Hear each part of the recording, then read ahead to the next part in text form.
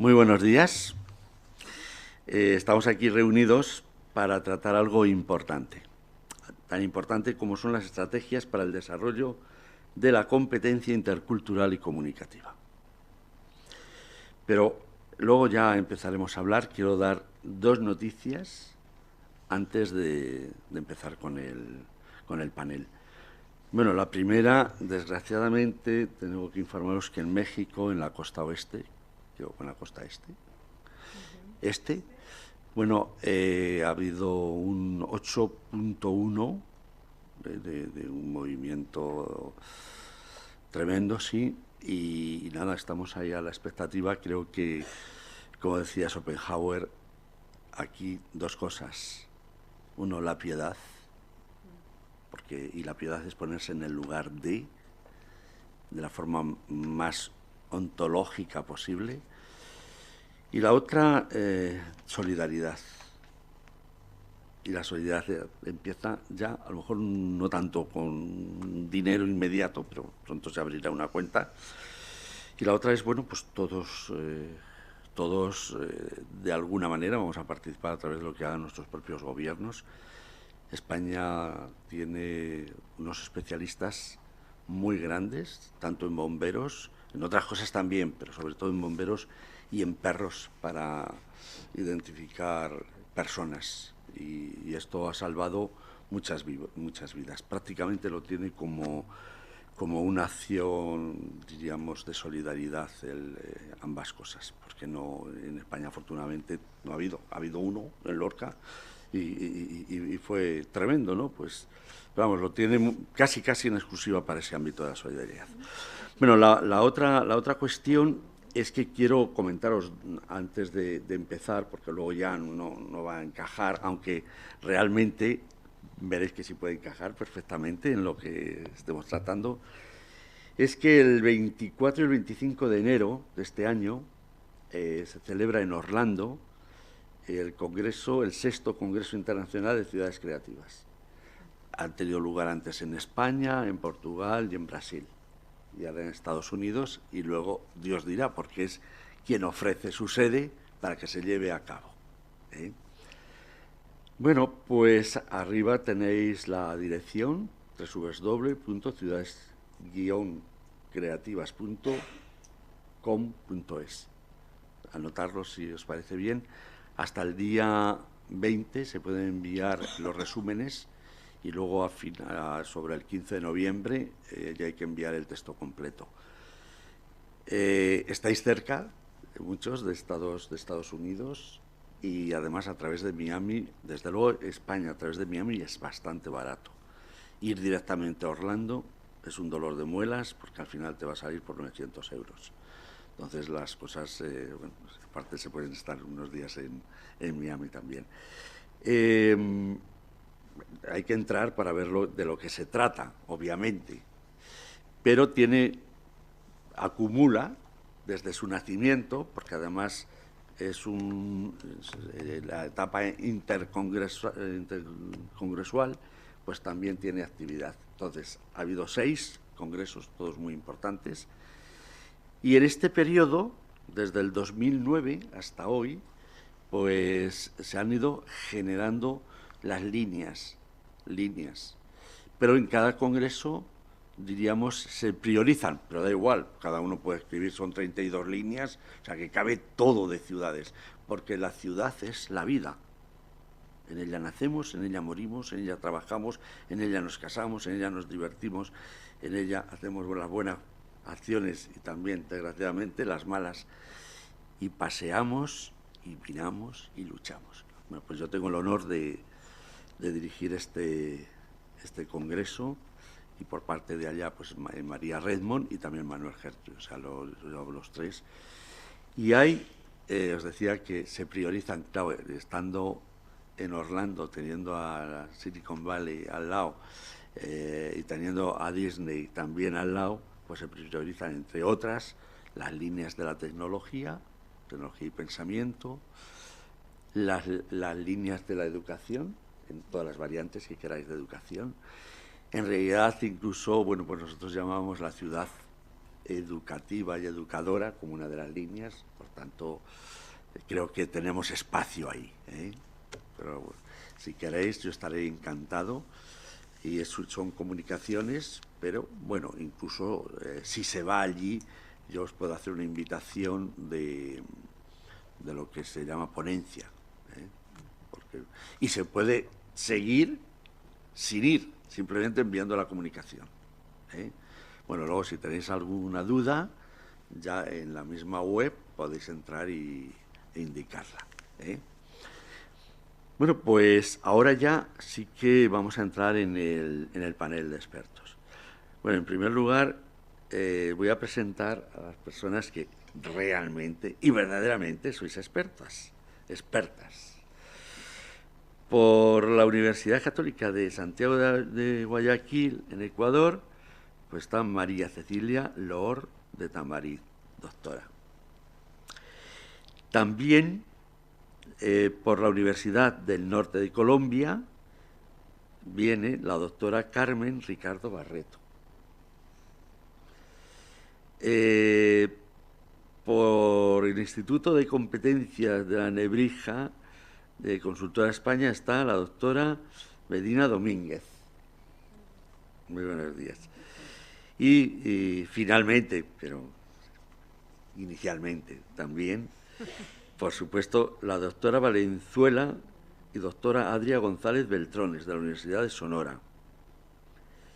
Así que, doctora Blanca Valenzuela, también, perspectiva para la innovación a partir de la competencia e inclusión. Bueno, vamos a ver.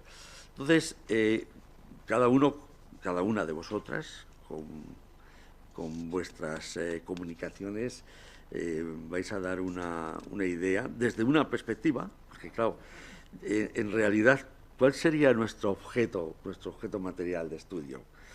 Porque esto es el resultado de muchas investigaciones vuestras. O sea, las comunicaciones no es que alguien venga y dice, pues a mí se me ha ocurrido. No, ni muchísimo menos. Entonces, el objeto son las estrategias para el desarrollo de la competencia intercultural y comunicativa.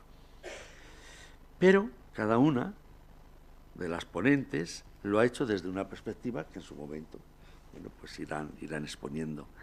Y eso es de una gran riqueza. Y ahí tendríamos como 4 objetos formales, resultado de otros muchos objetos. ¿Desde qué punto se mira? Y tiene muchos puntos. A mí me agrada mucho que se ponga intercultural y comunicativa. Ahora, no hay cultura sin comunicación. Y dudo mucho, pero mucho, que haya comunicación sin haber cultura. El hecho físico y material de una comunicación se puede dar, pero una comunicación eficaz, rica, que permita, por una parte, percibir inmediatamente los problemas de las cosas, o no tan inmediatamente percibirlos, saber exponerlos. O sea, es que la comunicación es muy transversal prácticamente a todo. Saber dónde está el debate y comunicarlo respecto, en este caso, a la competencia, a la interculturalidad. Y es que también la interculturalidad está pasada por muchas líneas. Estamos ahora unas compañeras y yo sobre un tema que es el feminismo del punto medio. Yo debo ser el punto, o el medio, no lo sé. Pero, en todo caso, claro, con esto también nos hemos encontrado. Cuando se habla de igualdad, ¿de qué estamos hablando? O sea, igualdad de género. Bueno, es que es muy difícil si no es intergénero. Porque cada persona tiene su propia cultura y probablemente hay personas, o sea, de sexo masculino que están mucho más deprimidas en una zona determinada del mundo que mujeres, por ejemplo, aunque aquí nos quejamos de todo, que en España. Lo cual no significa nada, porque también allí las mujeres están absolutamente deprimidas. Pero que no se pueden hacer comparaciones, o sea, no se puede hablar de justicia sin hablar de equidad, donde entran muchos valores y muchos factores. Y si hablamos de educación, cuando contemplamos la interculturalidad en el acto comunicativo, significa que es que hay comunicación. Porque si no, no habría cultura y no habría inter. Yo recuerdo cuando hace ya muchos años, no diré cuántos, porque lo mismo a la edad que tengo todavía se me añade más, y no es conveniente, sobre todo porque también está, bueno, el profesor Antonio Medina, pero sí me sorprendió hace mucho tiempo, cuando con tanta fuerza, con tanta ilusión, recuerdo una vez que fuimos a Elche y todo, por este tema, y no se veía, la gente no lo veía. Bueno, pues claro que hay culturas de esto y lo otro, sí, claro, culturas. No estamos hablando de multiplicidad de culturas, sino de cómo esas culturas llegan a interrelacionarse. Y no podrá ser si no hay comunicación. Uno de los filósofos griegos decía que la comunicación era como vasos comunicantes, pero lo decía de una manera más poética, era lo que el líquido que pasaba por las brindas de lana, que pasaba de una a otra. Bueno, eran vasos comunicantes. Esto es, vasos comunicantes. Bueno, pero como he dicho que no iba a hablar mucho, aquí paro, lo cual no significa que no me dejéis en algún otro momento decir algo, y empezamos con la profesora doctora María Cecilia Loor de Tamariz. Ya hemos dicho que era la Universidad Católica de Santiago de Guayaquil, en Ecuador, y empieza con algo muy atractivo, que es en el aula diversa. ¿Cómo aprenden los estudiantes? Diagnósticos de una problemática universitaria. Bueno, antes de que empiece, recuerdo que tenemos así como una hora y media total para todo. O sea, ya cada uno, no voy a decir, usted 27 segundos, no, pero un tiempo, seamos un poquito razonables. Si no, yo ayudo, Digo, ya, 5 minutos quedan, o 2 minutos, y luego, se cierra el micrófono. O sea que yo creo que realmente podríamos hablar, podríamos llegar al consenso de que ahora, ¿qué hora tenemos? 15 minutos. Y 18 vamos a poner y 20, y terminamos, podemos terminar como máximo menos 10, tenemos hora y media, ¿no? Entonces, en esta hora y media, si cada uno tenemos un cuarto de hora, 15 minutos, permitirá incluso a que tengamos también luego un poquito de debate. Vamos a ver si somos capaces de cumplirlos. Muchas gracias. Adelante. Buenos días a todos y todas. Efectivamente, después de conocer de estos desastres naturales que afectan nuestra América, yo quiero decirles que estoy muy contenta de estar acá y muy contenta porque las compañeras ponentes que no las conocía, mejor dicho, sí las conocía, y lo mismo que a nuestro moderador, el doctor Ferreiro, la presencia del doctor Ferreiro, sí las conocía, sí los conocía. Francisco García. Francisco. Bueno, no me importa tener doble personalidad, porque eso es muy atractivo y además es diverso y además es intercultural. Sí. Lo que quería decir es que contenta porque los he conocido a todos, a través de Conchita y Antonio. Eso significan mis gracias a ellos. Efectivamente, nos hemos escrito, sabía de todos ustedes, pero es debido a ellos que los conocí. Bien, en el marco del 22º Congreso Internacional de Tecnologías para la Educación y el Conocimiento, Interculturalidad, Diversidad y Competencias Profesionales, presento mi investigación en el aula diversa, cómo aprenden los estudiantes, diagnóstico de una problemática universitaria. Conjunta esta investigación dos de las categorías que este evento contempla, la diversidad y la práctica docente, pero en un contexto muy particular, y es que en mi país todas las carreras de grado y los programas de posgrado se están rediseñando a partir de una estructura que, no quiero decir la ha impuesto, que la ha armado el Consejo de Educación Superior y que entre el 2017 y el 2018 todas las universidades del país tendrán que implementarla. Estructura que se aprueba y que luego la tendremos en vigencia. Nosotros tenemos a partir del 2017, en este primer semestre, ya 4 carreras que han implementado esta estructura. Las carreras de Ingeniería Civil, de Computación, Agropecuaria y Educación.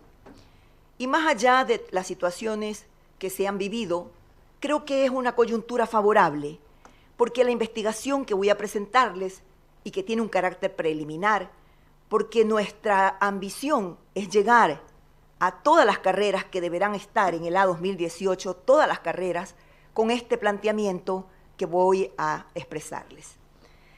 Este antecedente me lleva a que en la tabla de contenidos se hayan considerado todos esos ítems para explicar esta investigación.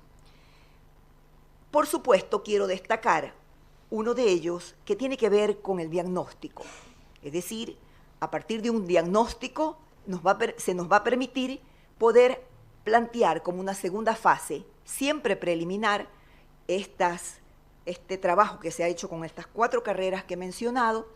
Este trabajo es como un piloto para nosotros y a partir de allí poder hacer las adecuaciones, las adaptaciones y poder seguir con todas las 36 carreras que tiene nuestra universidad. ¿Cómo plantear la diversidad en el aula abordando la complejidad de la realidad? Tenemos allí algunos enunciados, algunos ambiciosísimos que posiblemente en este primer semestre jamás lo hubiéramos podido cumplir, pero que esperamos llevarlos adelante. Entre ellos, configurar nuevos modelos de organización del conocimiento, la academia y los aprendizajes, potenciar integraciones y asociaciones de la ciencia, la tecnología, sobre prácticas docentes, prácticas que tengan que ver con lo innovador y lo abarcativo. Hay allí alguna que la he escuchado el día de ayer en ponencias magníficas, y una de ellas, el dar respuesta óptima a la transición del colegio a la universidad. Y eso significa interacciones y convergencias de medios en el aula, pero sobre todo levantar datos en este primer año universitario, que es lo que nos proponemos. Cuando les decía que tenía una coyuntura favorable, quiere decir esto que se nos presenta una oportunidad de poder con esta data llegar a mejoramientos a lo largo de este proceso de implementar en todas las carreras de la universidad los rediseños. Eso significa vincular investigación e innovación educativa, 2 procesos que ineludiblemente están unidos en el contexto universitario y que significan un reto para la formación. Y finalmente, considerar que la academia no es el único espacio donde se produce el conocimiento. Ayer escuchábamos a Ernesto cuando planteaba, es ubicuo y está distribuido. Bien, hay una fundamentación que la voy a pasar rápidamente, una fundamentación que tiene que ver con los fenómenos educativos y un poco acercarnos a ella, con los antecedentes y la formación y con la necesidad de abordar una problemática socioeducativa. En la parte final de esta fundamentación están 3 categorías que quiero relevarlas, porque son 3 categorías, este trabajo mío viene desde mi tesis doctoral, 3 categorías que las he leído permanentemente, tanto en lo que ha publicado el doctor Medina como lo que ha publicado Conchita. Propuestas abiertas a la innovación.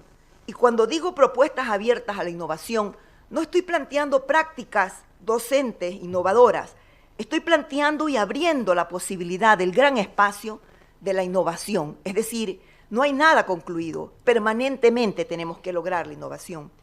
Por otro lado, la identidad profesional.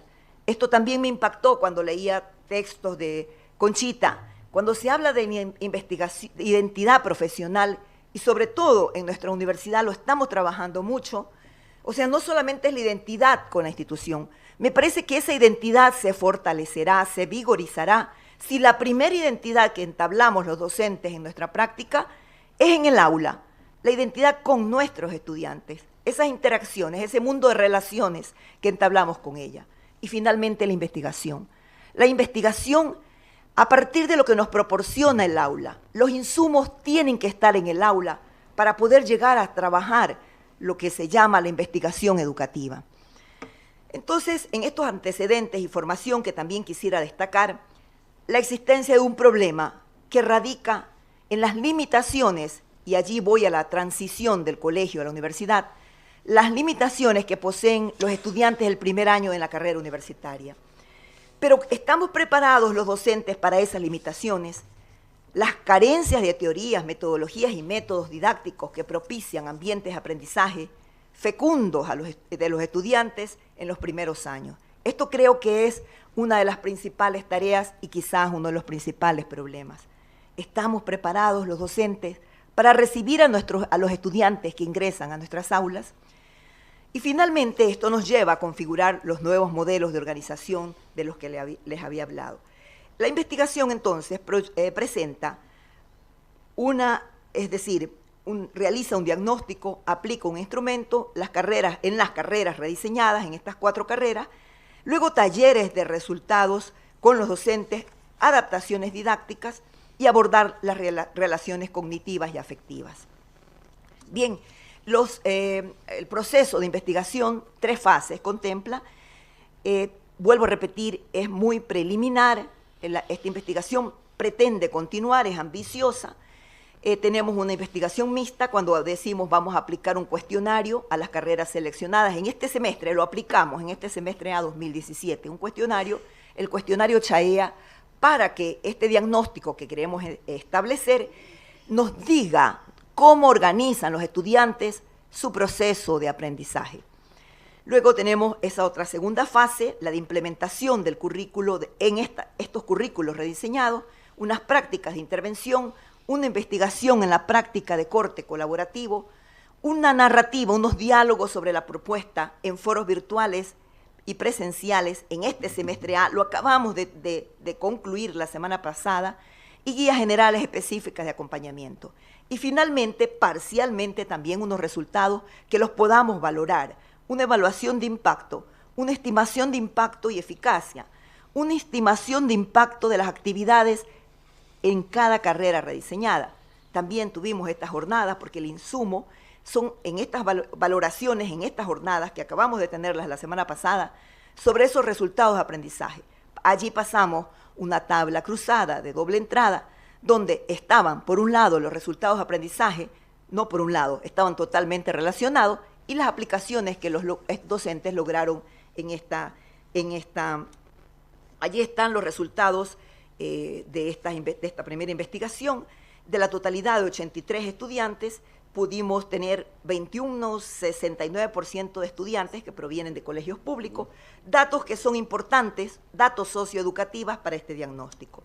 Bien, luego tuvimos el resultado de cómo estos estudiantes organizan estos estilos de aprendizaje y se logró finalmente tener un resultado final donde todos los estudiantes de estas 4 carreras tienen una actitud moderada tanto en lo activo como en lo reflexivo, en lo teórico y en lo pragmático. Bien, pero ¿qué podemos hacer después de ello? Creo que es importante también revisar lo que pasó al interior de cada facultad. Y tenemos, por ejemplo, estudiantes de ingeniería y de computación que tenían una organización de sus aprendizajes a partir de lo teórico y de lo pragmático. ¿Cómo lo logramos luego plantearnos esto ya en las carreras rediseñadas? Y allí están 3 componentes importantísimos de los rediseños: los aprendizajes colaborativos, las prácticas de investigación y aplicación y la asignatura integradora. Sobre esto trabajamos en esta jornada, tratando de que los resultados de aprendizaje se apliquen a ello. Finalmente, tenemos una ruta de resultados de la investigación y la valoración de impacto, que no me quiero detener porque ya tengo poquísimos minutos, casi que el final, pero quiero plantearles qué resultados logramos. En las 4 carreras se plantearon que Lo colaborativo mejoraba los resultados de aprendizaje. Se planteó también que esa sintaxis entre la imagen verbal y la imagen visual mejoraba los resultados de aprendizaje. El tener una tutoría, tenemos nosotros tutorías generales, pero el tener tutoría, sobre todo en las ciencias básicas, no olvidemos que es ingeniería, agropecuaria, computación, y armamos casi una metáfora.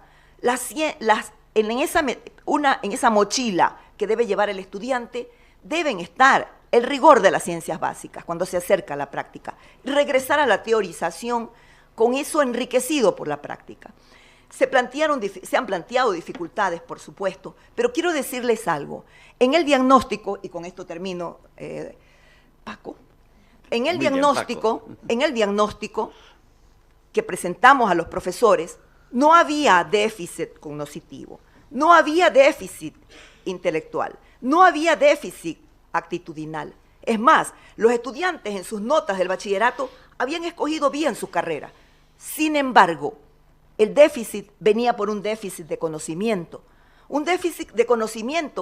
que estaba relacionada a las políticas de la educación nacional con relación al bachillerato. Ese era el déficit que traían los estudiantes. Y como dice un buen profesor, si no trabajamos eso, mejor apaguemos la luz y cerremos la puerta.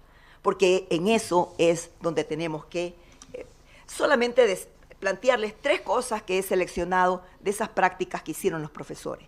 Un resumen analítico para la presentación de un recurso electrónico con un objetivo, contextualizar, por eso planteaba yo ayer la necesidad de contextualizar los temas más generales.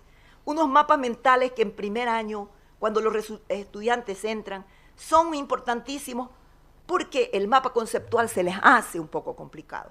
El mapa mental que relaciona sintaxis, imagen verbal e imagen visual, se les hace mucho más fácil. Y finalmente, organizadores gráficos. Allí tengo una presentación de cómo el estudiante llega a un recurso electrónico y cómo hace un análisis de él. Siempre nos quejamos del copy-pega del estudiante.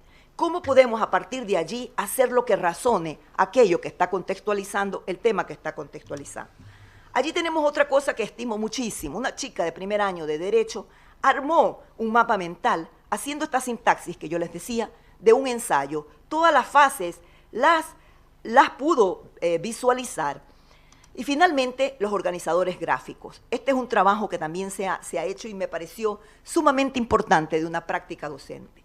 Bien, con lo que acabo de decirles, creo que la mayor y mejor propuesta que en nuestra universidad podamos lograr en el A2018 con todas las 34 carreras es podernos convertir en una comunidad que planifica y que construye junta. Muchas gracias.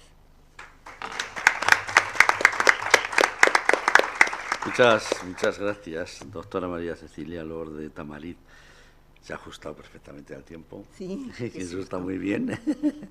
Y bueno, la conferencia ha sido estupenda, muy interesante y la verdad que deja mucho espacio para el futuro, ¿no?